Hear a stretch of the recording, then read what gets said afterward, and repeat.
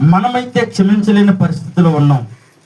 కానీ నా తండ్రి అని దేవుడు ఎలాంటి బాధలో ఉండి క్షమించాడంటే, శిలువ మీద వేలబడుతూ ఓ పక్కని మారుటెండ, మరో పక్కని ఆయన చేతుల్లో మేకులు, రెండు చేతుల్లో రెండు మేకులు, కాళ్ళల్లో మేకులు, ఓ పక్క నుంచి రక్తము పోతుంది, తల మీద ముళ్ళ కిరీటము, ఇలాంటి శ్రమలో ఒళ్ళు నిండా గాయములు, రక్తమంతా పోతుంది. మనం వెళ్తూ ఉన్నప్పుడు కాళ్ళకి చిన్న నొప్పి వస్తూ ఉంటేనే, కాళ్ళు కాలుతుంటేనే మన బాధ అయ్యో అని బాధేస్తుంది. అలాంటి శ్రమను ఒకసారి జ్ఞాపకం చేసుకోండి. చేతిలో నుంచి రక్తం పోతుంది, కాళ్ళలో నుంచి రక్తం పోతుంది, ఆయనకి తగిలిన దెబ్బల్లో నుంచి గాయాల నుంచి రక్తం పోతుంది. అంటే ఎంత అలసిపోయి ఉంటాడు ఒకసారి ఆలోచించి. ఎలాంటి పరిస్థితుల్లో ఒకసారి మనం ఆలోచన చేయాలి. అలాంటి స్థితిలో ఉండి ఆ వెండలో వేలపడుతూ, తండ్రి వీరు ఏమి చేస్తున్నారు, వీరికి తెలియదు కనుక వీరిని క్షమించండి. మనం అనగలదమా పరిస్థితిలో ఉండి? మనం అనగలదమా? ఈరోజు అత్తగారు కోడలను క్షమించలేని పరిస్థితి, కోడలు అత్తగారిని క్షమించలేని పరిస్థితి, తల్లి కొడుకులను క్షమించలేని పరిస్థితి, కూతుర్లు క్షమించలేని పరిస్థితి, కూతుర్లు తల్లిని క్షమించలేని పరిస్థితి, తల్లిదండ్రులని ఈరోజు కొడుకులు ఏం చేస్తూ ఉన్నారంటే వదిలేసి అనాథాశ్రయంలో పడవేస్తున్న రోజులు.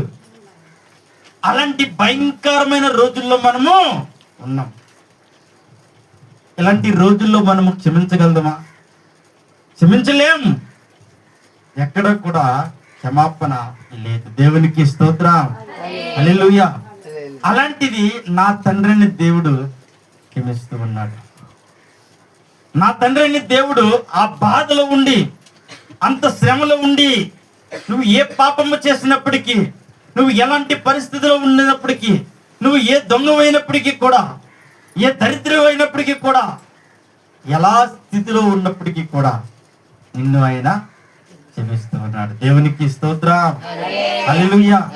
మనం క్షమించగలుగుతామా? లేదు. కానీ నా తండ్రిని దేవుడు క్షమిస్తూ ఉన్నాడు. ఒక తండ్రికి ఇద్దరు కుమారులు ఉన్నారు. అందులో ఒక కుమారుడు తన ఆస్తిని తండ్రితో దెబ్బలాడి ఆస్తిని అంతా తీసుకువెళ్ళిపోతున్న సమయంలో వేరే ప్రాంతం తీసుకెళ్ళిపోయి, వేరే దేశము తీసుకెళ్ళిపోయి తన ఇష్టసరంగా ఖర్చు పెట్టుకున్న తర్వాత ఆయనకు ఒక జ్ఞానోదయం కలిగింది.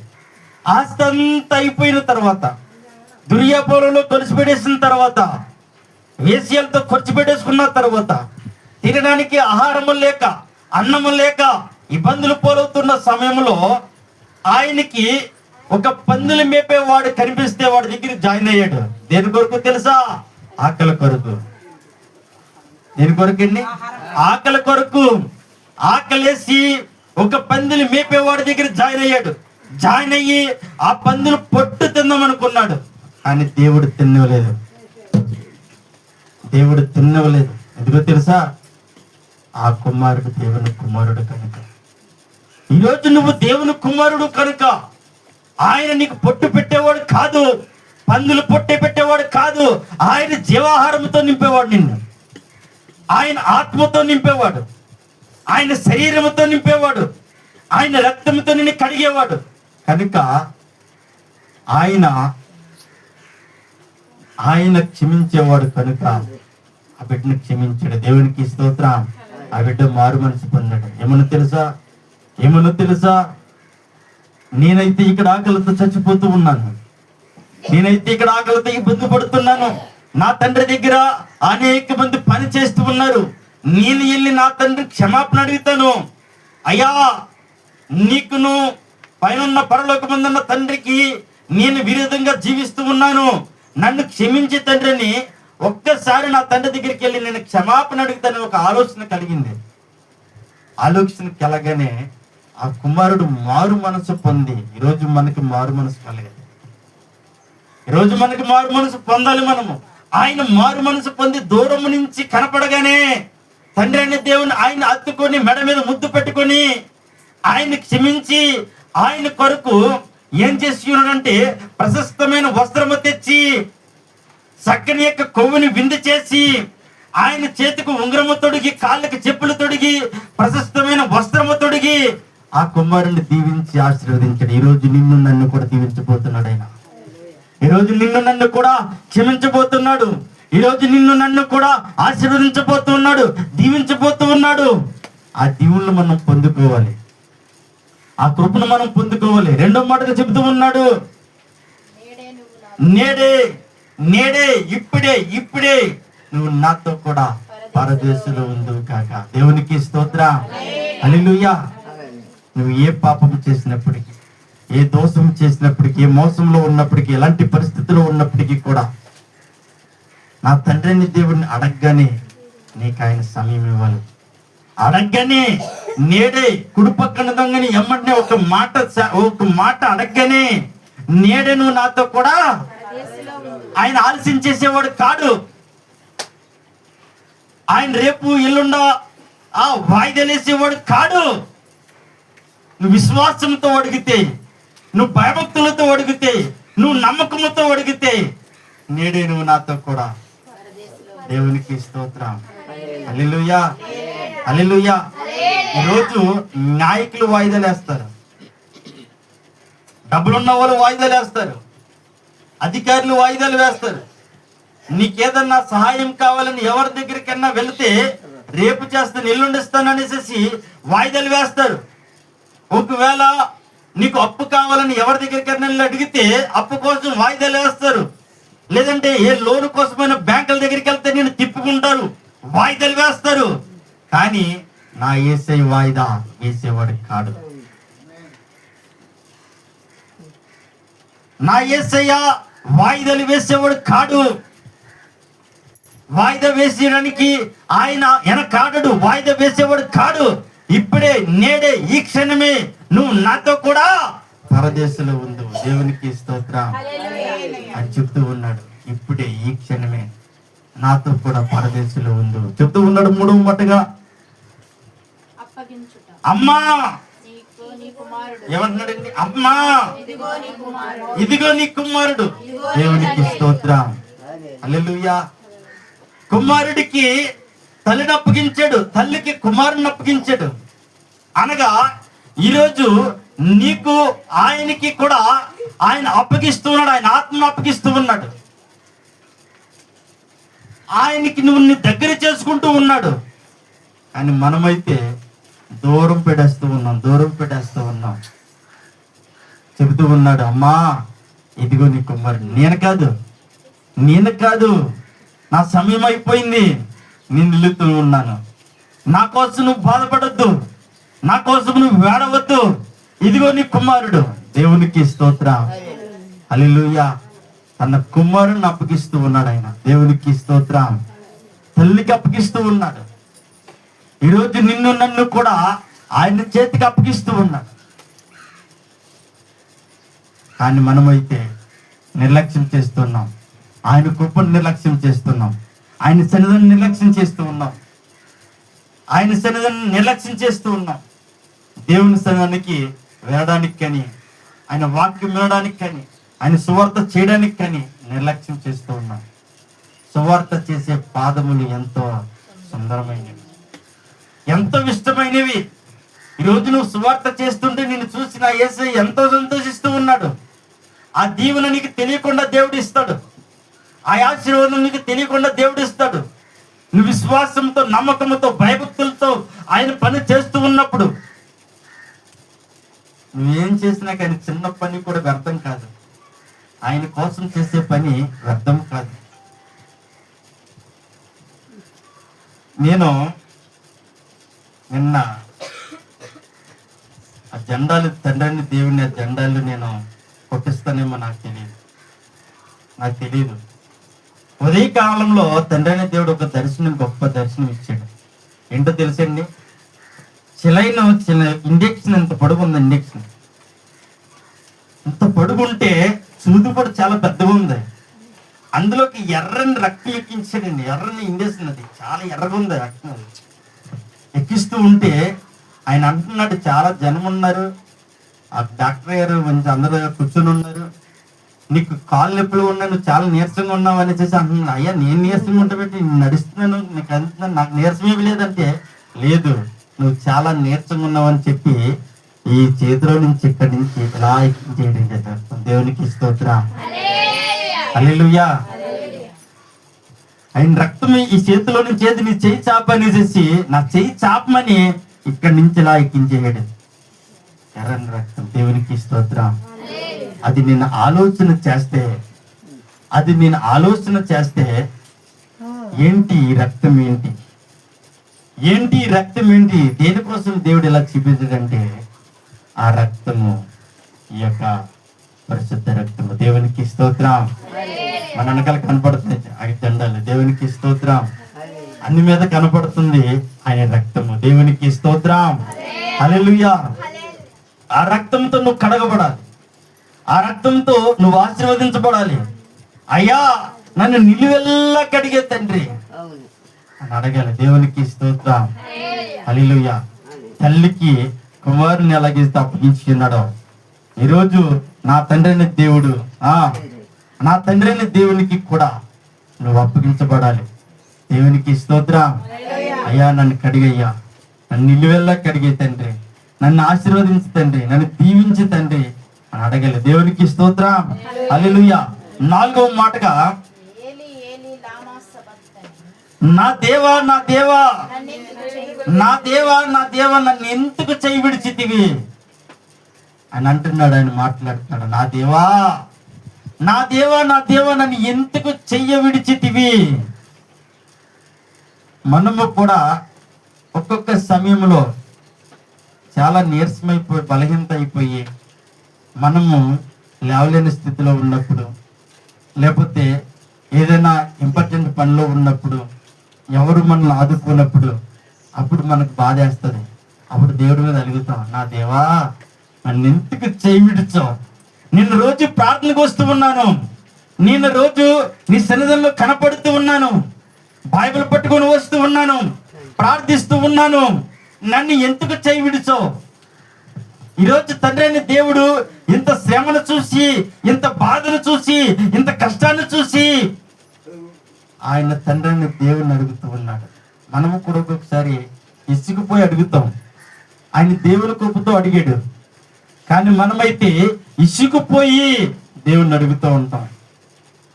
ఇసుకుపోయి బాధ కలిగి, శ్రమ కలిగి దేవుణ్ణి అడుగుతూ ఉంటాం. ఆ దేవా నన్ను ఎందుకు చేయి విడిచావు, నన్ను ఎందుకు చేయి విడిచావు, నీవు చేయ విడకపోతే నేను బాగుండునే, నీవు చేయి విడిచిపెట్టకపోతే నేను బాగుండునే, నాకు ఈ అనారోగ్యం కలగకపోనే, ఈ బాధ నాకు రాకపోనే, ఈ కష్టం నాకు రాకపోను కదా అని ఒక్కొక్కసారి మనము కూడా ఆయన మీద విసుగుతూ ఉంటాం. దేవునికి స్తోత్రం, హల్లెలూయా. మనం అడగాలి, దేవునికి స్తోత్రం, నా దేవా నా దేవా నన్ను ఎందుకు విడిసావు నాయన అంటున్నాడు. ఈరోజు మనము కూడా ఒక్కొక్కసారి అంటాం, నా దేవా నా దేవా ఎందుకు నాకు ఈ బాధ ఎక్కవు, ఎందుకు శ్రమ నాకుంది, ఎందుకు ఈ అనారోగ్యం నాకుంది, ఏంటి నా పరిస్థితి ఎలా ఉందని ఒక్కొక్కసారి మనకి కూడా అనిపిస్తుంది. దేవునికి స్తోత్రం, హల్లెలూయా. 5వ మాటగా తండ్రి అయిన దేవుడు మాట్లాడుతూ ఉన్నాడు, ఆత్మల కొరకు. ఏ ఆత్మలంటే నశించిపోయిన ఆత్మల కొరకు. ఎవరైతే ఆయన సన్నిధిని నిర్లక్ష్యం చేస్తారో, ఎవరైతే ఆయన నమ్మరో, ఎవరైతే ఆయన సన్నిధానికి రారో, వారి కొరకు తండ్రిని దేవుడు ఎంతో బాధపడుతూ ఉన్నాడు. ఆత్మల కొరకు. ఈ భూలోకంలో పుట్టిన ప్రతి మనిషి కొరకు ఆయన బాధపడుతూ ఉన్నాడు. నరుడిగా ఉన్న ప్రతి ఒక్కరి కొరకు ఆయన బాధపడుతూ ఉన్నాడు. మనిషిగా పుట్టిన ప్రతి కుమారుడి కొరకు ఆయన బాధపడుతూ ఉన్నాడు. ఈరోజు మనమే కాదు, క్రైస్తవులే కాదు, ప్రతి ఒక్కరు కూడా ఆయనకి కావాలి. ఈవెన్ హిందువులే కాదు, ముస్లింసే కాదు, క్రిస్టియన్సే కాదు, ప్రతి ఒక్కరు కూడా ఆయనకి కావాలి. ఆయనకి ప్రతి ఒక్కరూ కావాలి. అందరి కొరకు వచ్చారన్నాడు, కానీ నేను ఒక్కరి క్రైస్తవుల కొరకు వచ్చారని లేదు. ఆయన ఎక్కడ రాయలేదు, అక్కడ సర్వ లోక సర్వ మానవాళి కొరకు వచ్చారన్నాడు. కానీ నేను ఒక్కల క్రైస్తవుల కొరకే వచ్చానని ఆయన రాయలేదు, అనలేదు కూడా. అంటే మానవులంటే, ప్రతి మానవులంటే, సర్వలోక మానవులంటే అందులో ముస్లిమ్స్ ఉండొచ్చు, క్రైస్తవులు ఉండొచ్చు, హిందువులు ఉండొచ్చు, అన్ని కులవస్తులు ఉండొచ్చు. అందరి కొరకు వచ్చాడు ఆయన. అందరి కొరకు, అందరూ కావాలి ఆయనకి. అందరి కొరకు సిలువ వేయబడ్డాడు, అందరి కొరకు రక్తము ఖర్చుపడ్డాడు, అందరి కొరకు ఈ లోకానికి వచ్చి ఉన్నాడు. అందరూ కావాలి, అందరినీ ప్రేమించాడు ఆయన. కుంటివారిని ప్రేమించాడు, గుడ్డివారిని ప్రేమించాడు, మూగవారిని ప్రేమించాడు, చనిపోయిన వారిని లేపి ఉన్నారు. నువ్వు ఎలాంటి పరిస్థితుల్లో ఉన్నా నీ కొరకు ఆయన వచ్చినాడు. అంటే ఆత్మల కొరకు దాహం, అంటే ప్రతి ఆత్మ కూడా ఆయనకి కావాలి. ఏంటండి? ప్రతి ఆత్మ కూడా ఆయనకి కావాలి.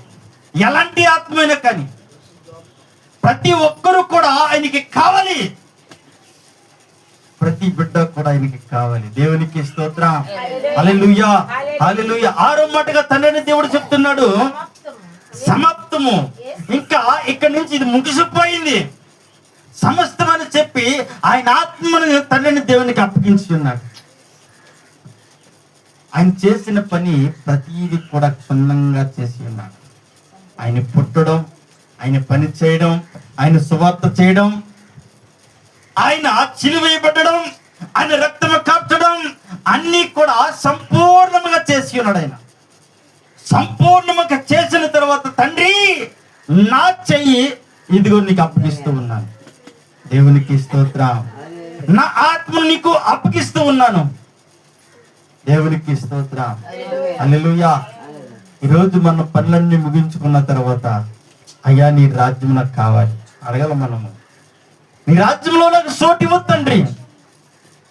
యాత్ర అంతా ముగించుకొని వెళ్ళేటప్పుడు, ఆయనకు సమయం వచ్చినప్పుడు, నీ యొక్క రాజ్యం నాకు ఇవ్వు తండ్రి, నీ రాజ్యంలో నాకు చోటు ఇవ్వు తండ్రి అడగల మనము. దేవునికి స్తోత్రం. హల్లెలూయా. ఏడో మాటగా తండ్రిని దేవుడు చెప్తున్నాడు, తండ్రి నీ చేతికు నా ఆత్మను అప్పగించుచున్నాను. దేవునికి స్తోత్రం. హల్లెలూయా. అంతా కూడా సమాప్తమైన తర్వాత, తండ్రి నీ చేతికు నా ఆత్మను అప్పగించుచున్నాను. నా తల్లి కూడా అలాగే బాధపడ్డాను. అంతా ముగించిన తర్వాత ఓ పక్కనే షుగర్, ఓ పక్కనే బాధ, ఆహారం ఉంది, తినడానికి లేదు, అన్నీ ఉన్నాయి తినడానికి, ఏమీ లేనప్పుడు ఆకలి దప్పులు గడిపింది. అన్నీ ఉన్నప్పుడు ఇంకనూ కూడా ఆకలి దప్పులు గడిపింది. అంటే చూడండి కష్టములు ఎలా వస్తాయో ఆలోచన చేయండి. దేవుడు పరీక్ష ఎలా పెడతాడు, ఆ పరీక్షలో నువ్వు పాస్ అవుతేనే ఆయన రాజ్యం నీకు దక్కుతుంది. దేవునికి స్తోత్రం. హల్లెలూయా. ఆయన రాజ్యము కావాలంటే నువ్వు కష్టాలు అనుభవించాలి, శ్రమను అనుభవించాలి. వచ్చిన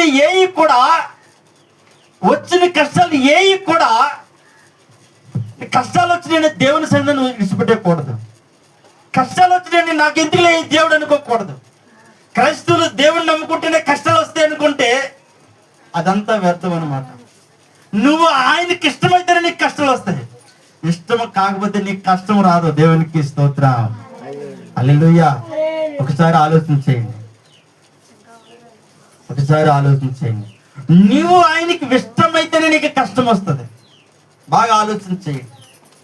ఇష్టమైతేనే నీకు కష్టం వస్తుంది. లాజరు ఆయనకి ఎంతో ఇష్టమైన కుమారుడు. ఎంత కష్టం అనిపించాడంటే ఆకలి దప్పులు గడిపాడు, శ్రమను గడిపాడు, కష్టాలు గడిపాడు, బట్టలు లేని వస్త్రహీనుడయ్యాడు, ఇల్లు లేని వస్త్రహీనుడయ్యాడు, ఇల్లు లేని గృహము లేని దీనుడయ్యాడు, తినడానికి ఆకలికి అన్నము లేక ఆకలి దప్పులు గడిపాడు, ఎంతో దీనమైన స్థితి గడిపాడు. చివరికి తన దేహమంతా కూడా కురుపులతో రసముతో కారిపోయి అసహ్యంగా జీవించాడు. దేవునికి స్తోత్రం. హల్లెలూయా, హల్లెలూయా. తిందామంటే ఆహారం లేదు, కట్టుకుందామంటే వస్త్రము లేదు, ఉండడానికి వీలు లేదు.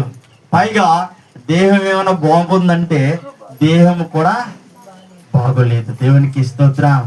హల్లెలూయా. ఏమైందండి? దేహము కూడా బాగోలేదు. కష్టాలు అనిపించాడు, శ్రమను అనుభవించాడు, ఇబ్బందులు అనుభవించాడు, ఆకలి దప్పులు అనుభవించాడు. కానీ ఆయనకి దేవుడు అంటే ఇష్టమైన కుమారుడు. అలాంటి కుమారుడు అండి, దేవునికి ఇష్టమైన కుమారుడు. ఒక రోజు రానే వచ్చింది. వచ్చి రాగానే ఆయన ఎక్కడున్నాడండి? దేవునికి స్తోత్రం. ఒక రోజు రానే వచ్చిన తర్వాత దేవుని దేవదూతలు వచ్చి ఆయన కొనియాడుకొని వెళ్ళిపోతూ ఉన్నాయి, తీసుకుని వెళ్ళిపోతూ ఉన్నాయి. ఎక్కడికో తెలుసా? అబ్రహాము డొమ్ముని ఆయన సన్నిధానంలో. దేవునికి స్తోత్రం. ఈరోజు నీకు ఇవ్వాలి ఆయన సన్నిధానం. ఈరోజు నీకు ఇవ్వాలి ఆయన సన్నిధానం. ఈరోజు నువ్వు పొందుకోవాలి ఆయన సన్నిధానం. ఈరోజు రేపొద్దున్న ఆయన తీర్పు దినం వచ్చినప్పుడు నువ్వు పొందుకోవాలి. ఆయన తీర్పు దినం వచ్చినప్పుడు నువ్వు ఆశీర్వదించబడాలి. 10 మంది కన్యకలు ఉన్నారు, కానీ 5 మాత్రమే దేవుని సన్నిధానానికి వెళ్ళారు. ఎందుకో తెలుసా? దేవుని కృపను పొందుకున్నారు, దేవుని ఆత్మను పొందుకున్నారు, దేవుని ప్రణాళికను పొందుకున్నారు, దేవుని మహిమను పొందుకున్నారు. ఈ రోజు నువ్వు నేను కూడా, మనందరము కూడా ఆయన ఆత్మను పొందుకోవాలి, ఆయన కృపను పొందుకోవాలి. అలా పొందుకుంటే ఆయన రాజ్యం నీకు దక్కుతుంది. ఆయన రాజ్యం నీకు దక్కాలంటే ఆయన కృప పొందుకోవాలి, ఆయన దీవెన ఆశీర్వాదాలు పొందుకోవాలి. అలా పొందుకుంటానన్న బిడ్డలందరూ కూడా తల్లంతండి ప్రార్థన చేసుకుందాం. స్తోత్రం.